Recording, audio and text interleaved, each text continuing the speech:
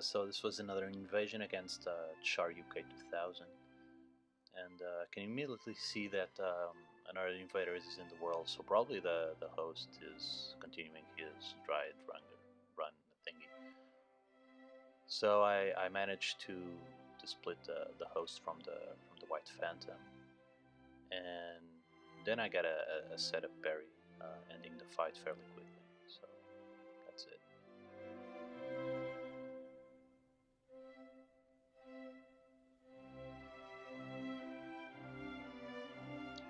So this was a very weird invasion. So when I get down there, it's a lone host, and he does the quiet resolve gesture. I'm like, okay, it's gonna be a honorable duel, and then he summons a phantom. So weird.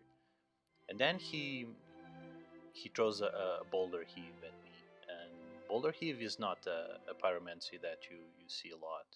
So I instinctively block, and it takes out all of my stamina. And I had no idea that this pyromancy did this much stamina damage. And then he jumps off the cliff. So really weird invasion.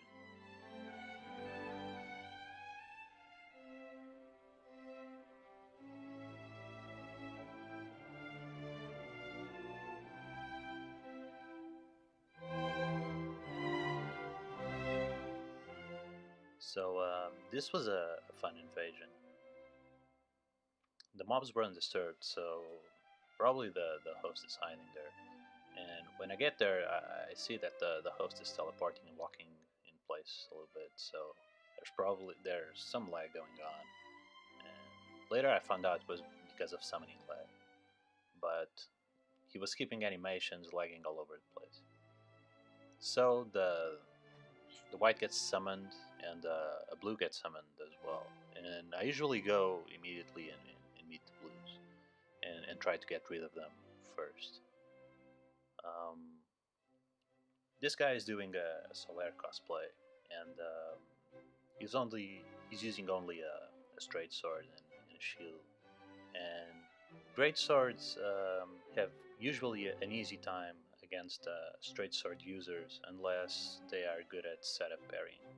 And this guy is a blue, so I didn't think he was. So the rock lizard gets the kill, and I go search for the host and the white phantom. And they're doing what they should. They immediately went upstairs and dealt with the summoner. So I buff up, and mind that they cannot see the Drakeblood Knight. So I'm doing like a mini trap, and now they know where he is. So the Drakeblood goes in, and I try to throw some Death Hunter charms to limit their healing, but it doesn't work. Now this matchup with the White Phantom is interesting.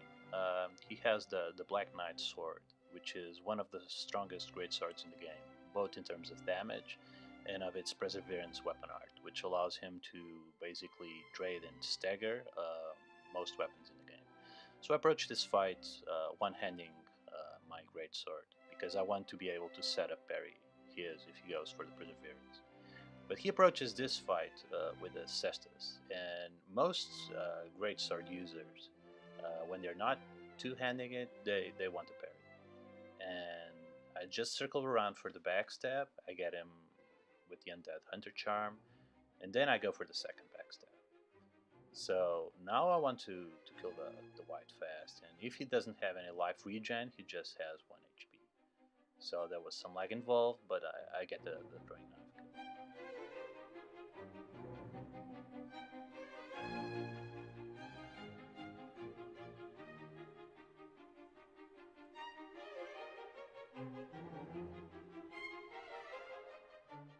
Now this was another interesting invasion, featuring a weapon I don't see very often, which is the crescent axe, which is a halberd, but it's really rare to see. So there's a phantom and there's a host. Now this white phantom can do one of three things. He can come up to me and attack me. That's why I have my parry tool out. He can come up to me and do a parry, in which case I do a backstab, as I did. Or he can be passive and just understand what I'm gonna do, and usually that would indicate a good player. Usually in invasions or duels, I'm not too aggressive. I want to understand their playstyle first and their weaknesses, so that I can exploit them later in the invasion or in the duel. So I go for the backstab. The Drake Blood Knight comes out. I try to go for the Undead Hunter Charm, but the host notices that the white is in trouble, and he tries to save him. And now I know that the host is weak, and so I pop his Sears of Denial. And here I almost lost this invasion. I was overly aggressive, and I didn't think that that the white would swing from his back foot. And also, this was a tactically stupid move because the Drake Blood is on my side. So if even if they kill the Drake Blood, another one will spawn. So it's on them to really be aggressive, not me. I could just reset to neutral, heal up, and restart the fight. So this was a really big blunder on my part, and I almost get killed. So now my priority is to get a good distance from the host in order for him not to punish my healing. So now the host goes for two R1s, and I attempt to set a parry. I get the parry, it was a bit laggy, but I get the partial parry. Now this was like the first time I've ever parried the crescent attacks. Then I immediately go for the Undead Hunter Charm and miss. Like the host is very weak right now. But as I'm about to finish him, the white comes in and prevents the host from being killed. And now I try to attack the white, and the white tries to parry me. As I've said on the Invasion Parry Guide, it's very hard to parry a great sword being swung in your face with medium shield. So I'm not really afraid of me getting parried. So at this time, the Drake Blood Knight finishes the white, and I'm not in a rush. The host is in a very bad spot, and the Drake Blood ends up finishing him.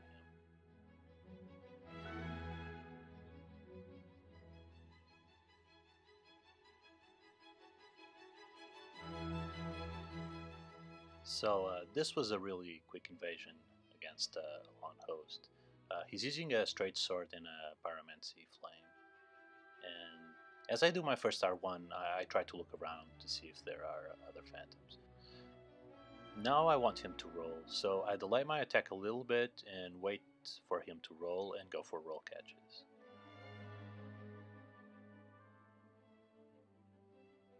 And now he thinks it's safe to swing. Two-hand R1s from great swords have a huge turn radius, and I know I can trade with him because he has no hyper armor on that straight sword. So, really fast invasion.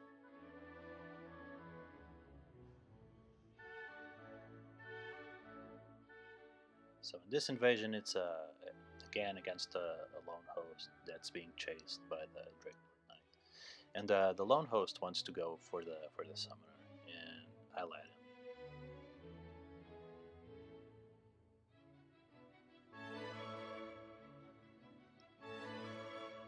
So now I want to fight the host, but the Drakeblood Knight was also there, and actually I should have pulled back and let the host fight the Drakeblood Knight, but now I was too in on it.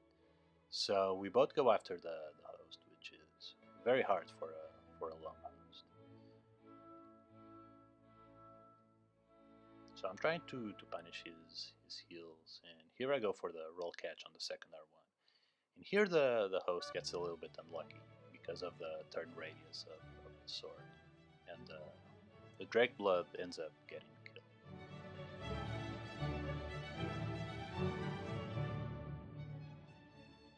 So in this invasion, when I get to see the host, he was being chased by the rock lizards and the wyvern. So he's one-handing his sword, and I wait for him to swing because I'm two-handing my sword, and I know that I can probably poise through his So I get a third swing in, and I immediately start running to go for the running attack roll catch. And now the host is really hurt, and I know that he will have to heal up. So I try to keep the pressure on, but now I know that he is gonna have time to heal. So I stop running and I walk in order to get the backstab and not the running attack.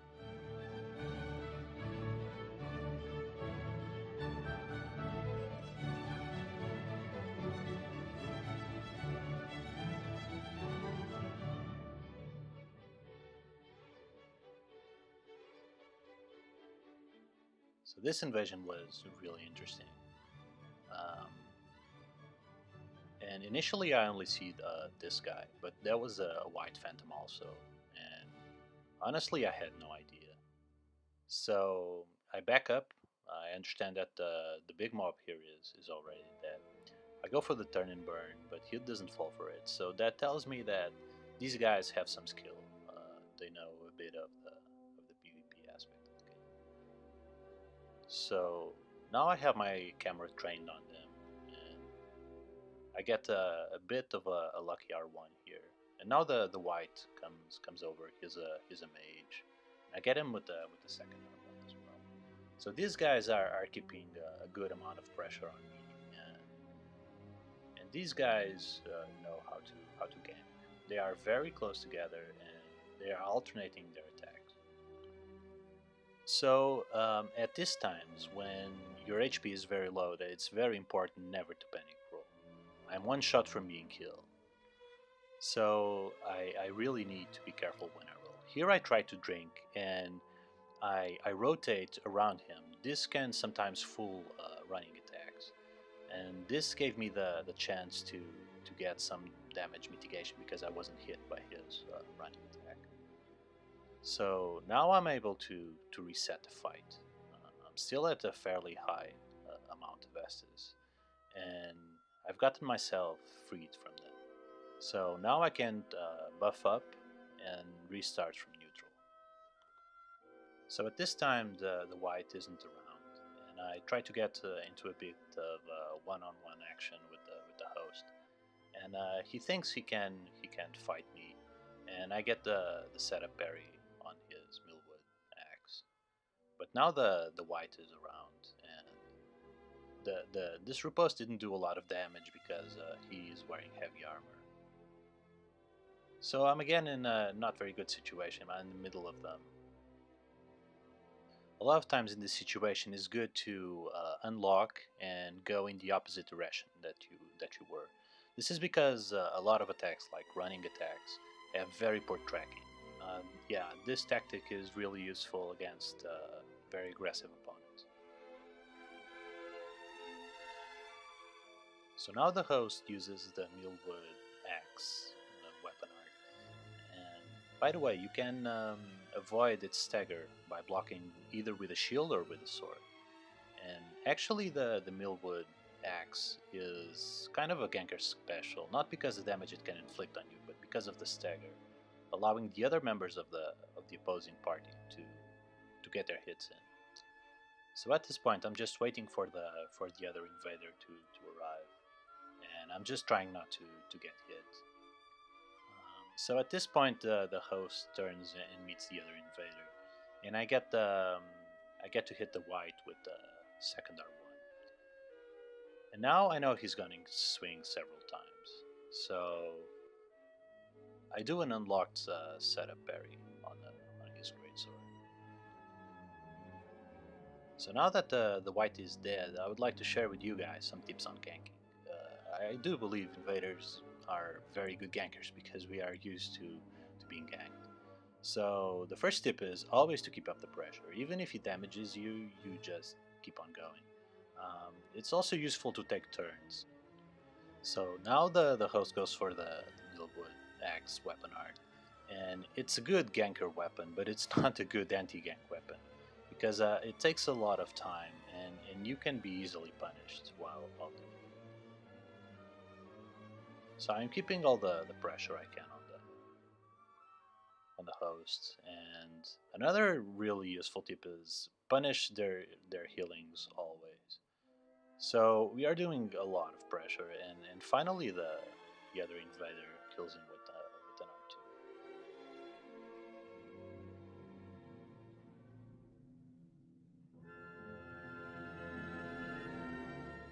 So this was a really unlucky invasion for the host.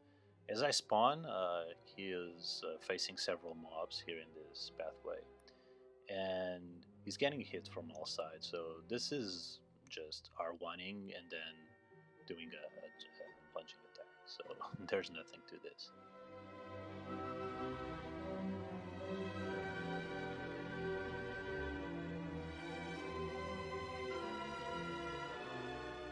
So this was another invasion against a solo host, and this guy only had a katana, and katanas against great swords, at least two-handed great swords, are in a huge disadvantage. The only advantage he could have had is if he had room to do running attacks. So he would wait for me to swing, and then he would run around me for the running attack. But this is a very narrow corridor, so he really can't do anything against me with this weapon matchup.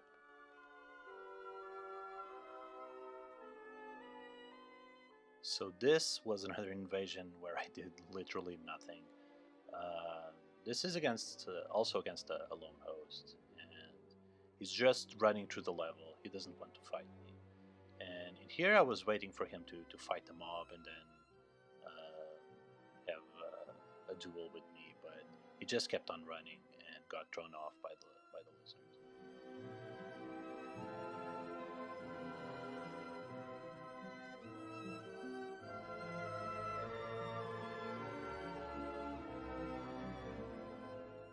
So this was another fight against a lone host, and this guy is using a straight sword and a medium shield. Now, straight swords against great swords, they are in a huge disadvantage. The only option he could have had was to set up parry my great sword with his shield. Other than that, I can poise through his attacks, and he cannot poise through mine. So it's a very hard matchup for him, especially in a very small group.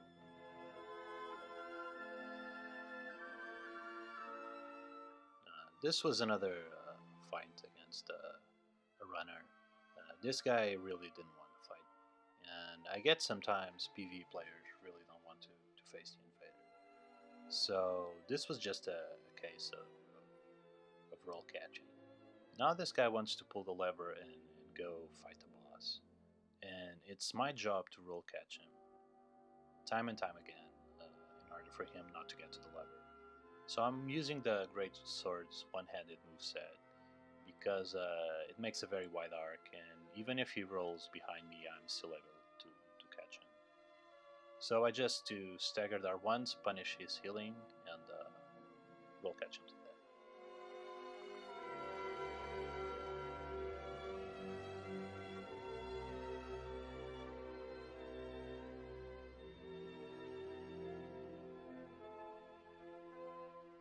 Now this one is also a fight against the lone host. This was the last fight in order to get the last shekel.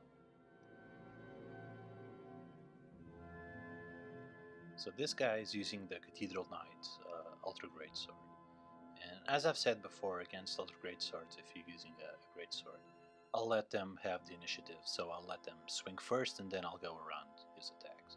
But this guy made a mistake. He decides to roll into the wall and I can promptly punish him. Now this guy rolls into me and I know he's going to do a rolling attack. So now I have a somewhat big health lead, and I decide to trade with him using my poise into R2. I know that I'm gonna take some damage, but he's gonna take some damage too, and I have a huge health lead. So I'm able to roll catch him, and then I roll catch him again.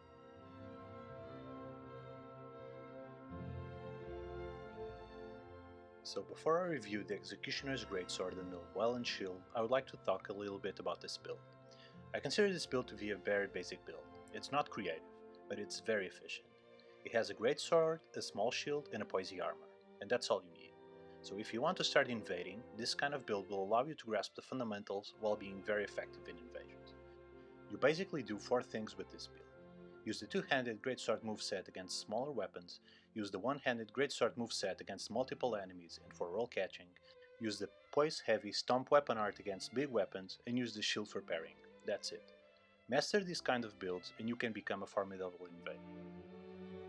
The Executioner's Sword. The Executioner's Greatsword is different from other greatswords in 3 ways.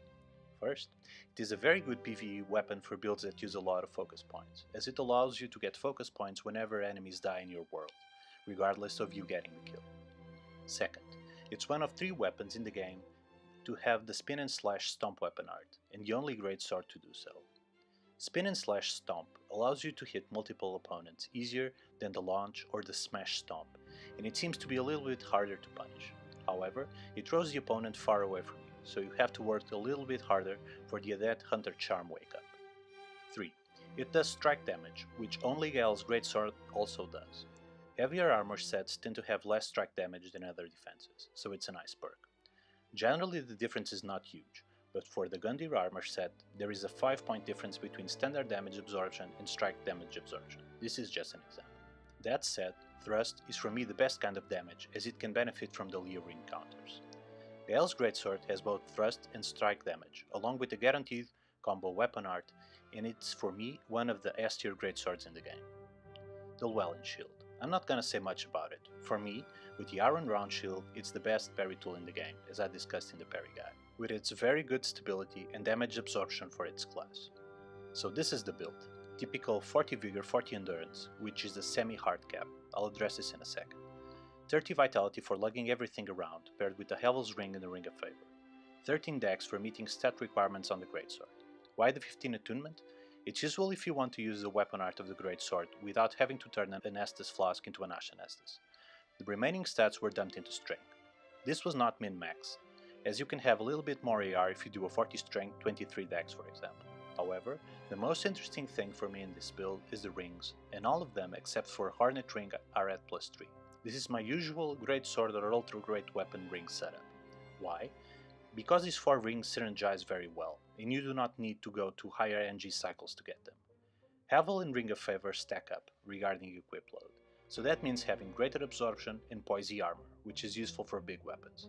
Also, having a lot of endurance with big weapons is very good, either for rolling or attacking. Big weapons use big stamina, so this is how you stack the most endurance possible. Endurance has a semi-hard cap at 40. From 40 to 99 endurance, you only get 10 more points, from 160 to 170, which is a 6% difference. Ring of Favor +3 boosts endurance by 11, overriding the semi-hard cap endurance has at 40, giving you 179 stamina. So at 40 endurance with the Ring of Favor +3 is like having 99 endurance and then some. Also, Ring of Favor gives you 6% HP, which is useful for trades, which you will probably do with big weapons. The Hornet Ring is there for the criticals. Big weapons mean big damage, and that translates to big critical values. The Chloranthy Ring +3 gives that huge stamina pool a faster regeneration rate. That for me is very apparent. That means that you will be able to do everything with less downtime. A lot of times this means you can put more pressure on an opponent, and that, in a lot of invasions, means a win. Well, that's all for this video guys, thanks for watching.